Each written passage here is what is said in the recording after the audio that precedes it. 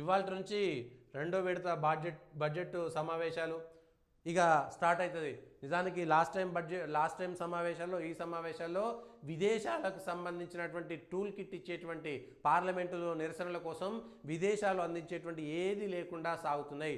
ఈసారి కూడా లేవు. వక్ఫ్ బోర్డుకు సవరణకు సంబంధించినటువంటి బిల్లు సాఫీగా అమలవుతుందా లేదా?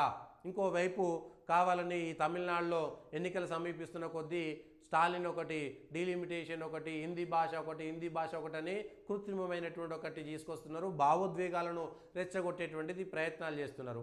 ఇగో అదొక ప్రయత్నం సాగుతున్నది.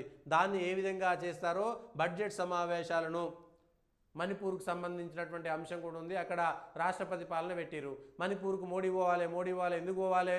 మణిపూర్లో తీవ్రవాదులను పెంచి పోషించారు. నరేంద్ర మోడీ వంగనే లేపేయాలనేటువంటి ప్రయత్నం జరిగింది, కుట్ర జరిగింది.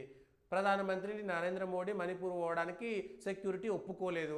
చాలా స్పష్టంగా మణిపూర్లో రాష్ట్రపతి పాలన ఇప్పించేసి అక్కడ గవర్నర్గా పోయినటువంటి హోమ్ సెక్రటరీ బల్లా గారు పోగానే అందరు ఇవాళ తీవ్రవాదులు ఎందుకో గన్నులు ఇచ్చేస్తున్నారు. అమెరికాలో ట్రంప్ రాగానే అక్కడ చేంజ్ అయింది.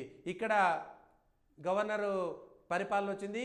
అక్కడ పూర్తి స్థాయి అవగాహన ఉన్నటువంటి వ్యక్తి పోయిండు. ఇవాళ అందరూ కుకీ తీవ్రవాదులంతా ఎందుకో మొత్తం చేతులు కట్టుకొని గన్నులు ఎందుకో ఇచ్చేస్తారు. కుకీలు తీవ్రవాదులు కాదు, మతం మార్చినటువంటి వాళ్ళందరూ కూడా తీవ్రవాదాన్ని పెంచి పోషించారు. దేశం మీద అల్లకల్లోలం చేయడానికి కుట్ర. మణిపూర్కి మోడీ పోవాలి. ఎందుకు పోవాలి?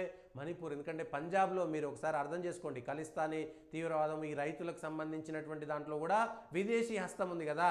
సాక్షాత్తు ప్రధానమంత్రి పంజాబ్ పోతే పంజాబ్ దగ్గర ఒక బ్రిడ్జి మీద సాక్షాత్తు ప్రధానమంత్రి ఆగిపోవాల్సి వచ్చింది. అక్కడ డీజీపీ అక్కడ వ్యవస్థలు మొత్తం చేతులు ఎత్తేసినాయి.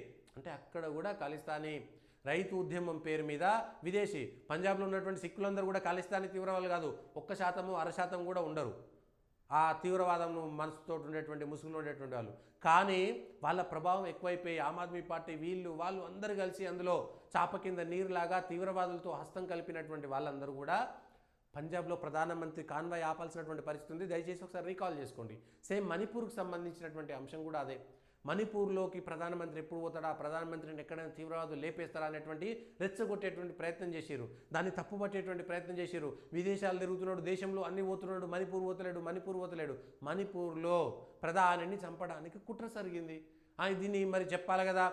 ఆయన అన్నీ చెప్పాల్సినటువంటి అవసరం లేదు. సాక్షాత్తు ప్రధాని రక్షణ కోసం సెక్యూరిటీ వాళ్ళు చాలా స్పష్టంగా చెప్పారు, ప్రధానమంత్రి పోవడానికి వీల్లేదు, అక్కడ పరిస్థితులు బాగలేవు అనేటువంటి విషయం చెప్పారు. మరి రాహుల్ గాంధీ పోలేదా?